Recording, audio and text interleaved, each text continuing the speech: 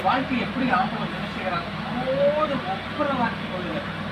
அதற்காகத்தான் இந்த உலகத்திலே அவர் பிறந்து நமக்காக வந்தார். இந்த சிலுவையிலே தன்னை அர்ப்பணித்ததன் மூலமாக ஒவ்வொருவரும் என்ன செய்கிறாரோ அவரோடு ஒப்புரவாக்கிக் கொள்கிறார், அவரோடு இணைத்துக் கொள்ளுகிறார். இந்த தெய்வீக அன்பு வெளிப்படுகிறது என்று பார்க்கிறோம். ஆனால் அதே நேரத்தில் விசாசானவர் என்ன செய்யறான் பாருங்க. சங்கீதம் 143 வாசிக்கிறோம், சத்துரு இருளில் இருக்கப்படுகிறான். இன்னும் 1 பேதுரு 5ஆம் அதிகாரம் 8ஆம் வசனத்தில் என்ன வாசிக்கிறோம், விசாசானவர் எவனை விழுங்கலாமோ என்று வகையை தேடி சுற்றி திரிகிறார். ஒரு பக்கம் ஆண்டவருடைய அன்பு வீறிட்டு வருகிறது. என் பிள்ளைகளுக்கு நான் என் ரத்தத்தை சிந்தி என் பிள்ளைகளை என்னோடு அழைத்துக் கொள்ளட்டும், என் பிள்ளைகளாக அவன் வாழட்டும், எனக்காக வாழட்டும், எனக்கு மகிமையை கொடுத்துள்ளார் வாழட்டும் என்று அவர் தனியே அர்ப்பணித்திருக்கிறார். எல்லாம் என்ன செய்யறான், இருளில் இந்த உலக வாழ்க்கையிலே இருளில் இருக்கப்படுகிறான். பலவித இச்சைகளை கொண்டு வருது பாருங்க. ஆதாம் ஏவாளுடைய வாழ்க்கையை பாருங்க. ஆரம்பத்துல எப்படி இருந்தாங்க, எத்தனோடு உறவாடி இருக்கிறாங்க. ஆதியாகமம் 1ஆம் அதிகாரம் 8ஆம் வசனத்தை வாசிங்கன்னா, பகலின் குளிர்ச்சியான வேளையிலே தேவன் அவளோடு விழாவினார். தேவன் உலாவுகிற ஒரு இடத்துல இருந்தார். அவ்வளவு மேன்மை இருந்தாலும் கடைசியில என்ன நடந்தது, பிசாசானவன் பழத்தை காண்பித்து ஏவாள் மூலமாக இச்சையை இது பண்ணி அவர்களுக்கு அந்த ஆசீர்வாதத்தை இழந்து அந்த இடத்தை விட்டு துரத்தப்பட்டார்.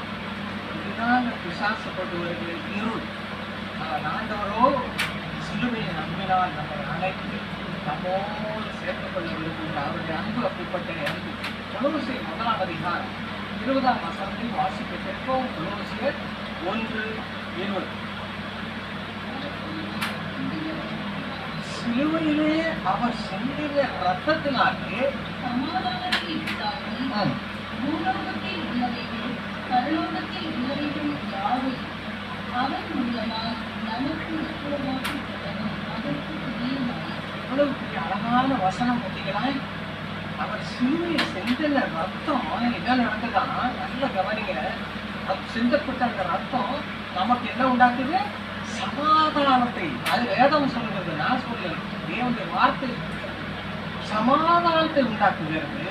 பூலோகத்தில் உள்ளவர்கள் பரலோகத்தில் உள்ளவர்கள் யாவையும் அவர் மூலமாய் நமக்கு ஒப்புரவாக்கிக் கொள்ளவும் அவருக்கு பிரியமாயிற்று.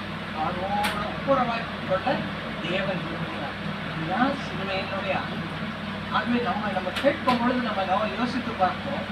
நம்ம சாத்தான் சோதிக்கிற அந்த சோதனைக்கு இடம் கொடுத்து ஆசை இச்சைகள் வேண்டாத காரியங்களுக்கு இடம் கொடுத்து நாம் விலகி இருக்கிறோமா, அல்லது ஆண்டவருடைய ரத்தத்தால் கழுவப்பட்டு சமாதானம், அவர் கொடுக்கிற சமாதானம், அவர் கொடுக்கிற ரட்சிப்பு இதை நாம் பெற்றுக் கொண்டிருக்கிறோமா என்று நம்மை ஆராய்ந்து பாருங்க.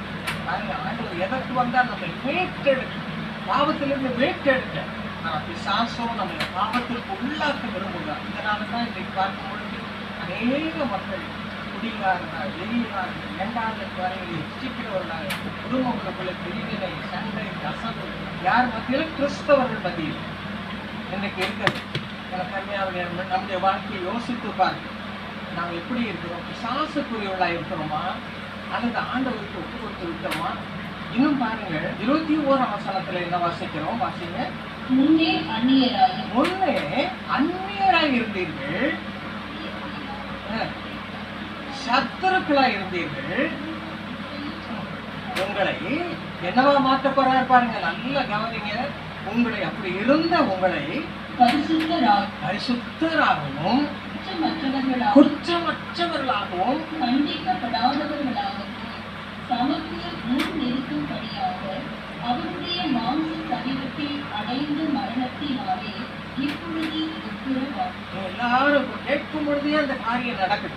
ஒருவேளை நீங்க குறைவுள்ளவர்களா வந்திருக்கலாம், அநேக காரியங்கள் அடிமைப்பட்டு வந்திருக்கலாம், ஆண்டவரை தேடாதவர்களா வந்திருக்கலாம். ஆனா இப்போ ஆண்டோடைய வார்த்தை, வல்லவள்ள வார்த்தை இப்போ உங்களை என்ன செய்யறது, உங்களை பரிசுத்தராக மாற்றுகிறது. ஹோலி பர்சன். ஒருவேளை வரும்பொழுது பல்வேறு கெட்ட இடத்தோட சண்டை போட்டு வந்திருக்கலாம்.